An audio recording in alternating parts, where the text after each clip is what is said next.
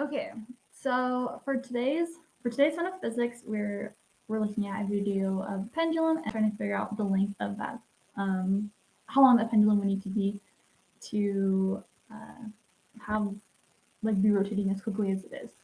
So with the video, I just looked at how long it took to go from like one side and back, and I wrote that down, and I did that 5 times. So I could take the average of those 5 times just to kind of get a more accurate idea of how long the period is. So when I did it, I can show you here. I wrote it down here. That's really faint. I don't know if you can see it, but pretty much.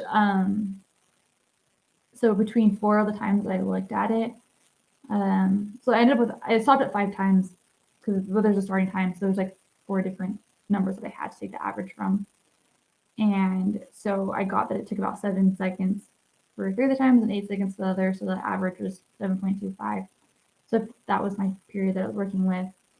And so I use the equation, your period equals 2 pi the square root of your length over g. And then I rearrange that equation to try and solve for the length.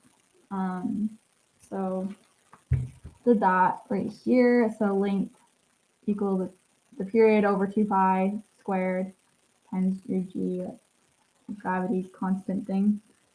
And then I just plugged in my average period and plugged that in, and I got about 13 meters. So that's how long I got that the pendulum, how long it would need to be in order to be rotating, rotating with a period of 7.25 seconds. So yeah, that's all for the pendulum fun of physics for today.